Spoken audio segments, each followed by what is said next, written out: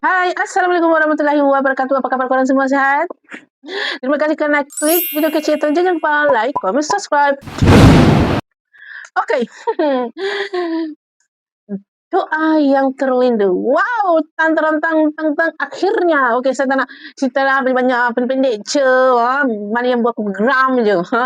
Pertama, pasal si Baiti. Allah, dandan dah dia mengandung, dandan lah semua benda lah nak si Rabiatul yang buat. Mula-mula saya ni barang juga tengok Rabiatul ni. Kalau aku ke Rabiatul, aku sikit je dah. Nak madu tak guna macam tu. Dandan lah tiba-tiba lah dia nak makan masakan kita lah. Dandan lah tiba-tiba dia nak minum yang air yang kita buat je. Wih! Stres aku weh. Kau dengar tak apa? Kau dengar apa dia cakap? Dia nak makan ni. Kamu ada muak kan? Semua kamu tolong masakan. Anak kak, ni kau baik yang minta, ni baby yang nak. Boleh lah kak. Please?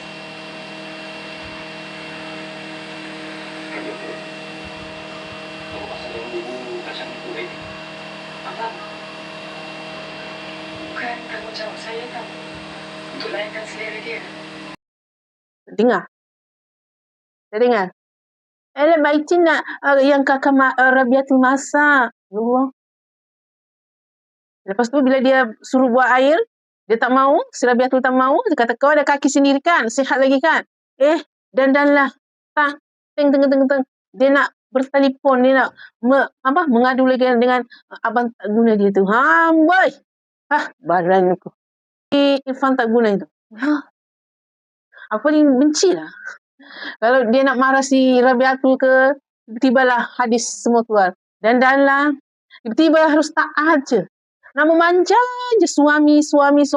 Nak memanjang saja. Isteri harus taat. Isteri harus taat. Kalau tak, dia tak nak redha. Haramkan si Rabiatul cium bau surga. Lah. Barangnya kue. Okey, kalau dia nak sebelah-sebelahkan si Baiti yang tengah mengandung, lantak kau lah. Tapi barang je kau tiba-tiba hadis terkeluar lagi. Hadis ini dilewatkan sekian-sekian, macam ni. Dah. Semalam tu di mana si Rabiatul bawa betul-betul sebab si Rabiatul kan ambil dokumen-dokumen penting dalam laptop si Irfan tak guna tu, ustaz tu.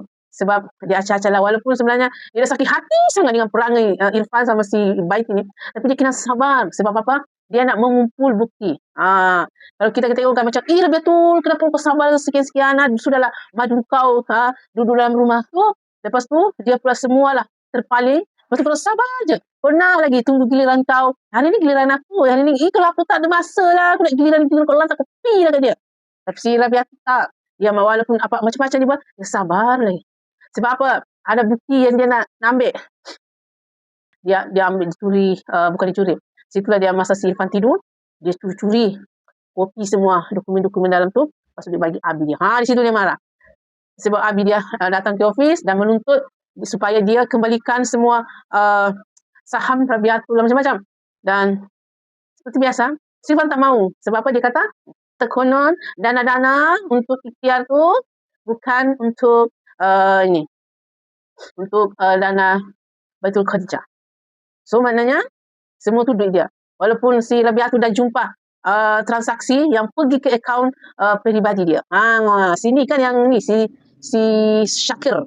Irfan ni, ustaz ni, dia tak boleh macam-macam dengan Syakir tau.